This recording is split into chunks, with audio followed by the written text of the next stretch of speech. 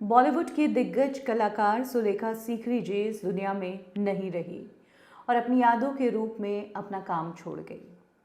सुरेखा सीकरी जी के जाने के बाद उनके जो साथ काम कर चुके हैं कलाकार, उन्होंने उनकी जो कहानियाँ सुनाई हैं उससे उनके लिए और भी ज़्यादा रिस्पेक्ट बढ़ जाती है कि वो एक अच्छी अभिनेत्री तो थी ही, लेकिन एक बहुत ही खुददार ह्यूमन बीइंग भी थी। ऐसी ही एक कहानी उनके बारे में शेयर की एक्टर आयुष्मान खुराना ने, जिनके साथ उन्होंने बधाई हो फिल्म में काम किया था। सुरेखा सीकरी जी ने आयुष्मान खुराना की दादी का किरदार किया था इस फिल्म में और उन्हें इस फिल्म के लिए बेस्ट सपोर्टिंग एक्ट्रेस का नेशनल अवार्ड भी मिला था।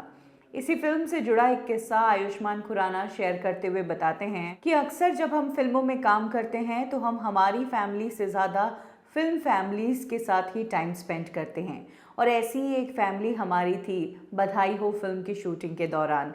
और हमारी पूरी फैमिली में से सबसे ज़्यादा एक्सपीरियंस्ड और प्रोग्रेसिव अगर कोई थी तो वो सुरेखा सीकरी जी ही थी। आयुष्मान खुराना ने बताया कि कैसे जैसा किरदार उनका इस फिल्म में था वो पर्सनल लाइफ में भी ऐसी ही थी, एकदम चिल्ड आउट। इसके बाद आयुष्मान खुराना बताते हैं कि कैसे जब बधाइयों की स्क्रीनिंग ख़त्म हुई थी और आयुष्मान और ताहिरा अपनी कार से बाहर निकल रहे थे, तब उन्होंने सुरेखा सीकरी जी को एक रिक्शा कैच करते हुए देखा और तब उन्होंने उन्हें लिफ्ट ऑफ़र की कि हम आपको छोड़ देते हैं। और जब हम सब वापस लौट रहे थे तो हमने उनसे कहा था कि इस फिल्म की रियल स्टार तो आप ही हैं।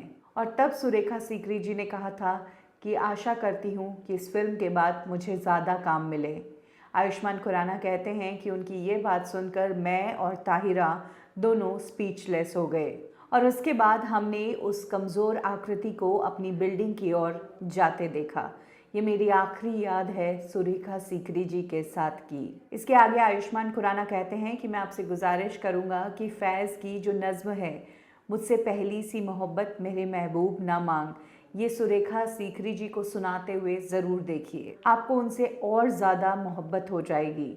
एक असरदार अभिनेत्री, एक जज्ब करने वाली लेडी, एक लेजेंडरी एक्टर। सुरेखा मैम आपकी बहुत याद आएगी। खूबसूरत मेमोरीज़ के लिए धन्यवाद। कुछ इस तरीके से आयुष्मान खुराना ने ये इमोशनल नोट लिखा है।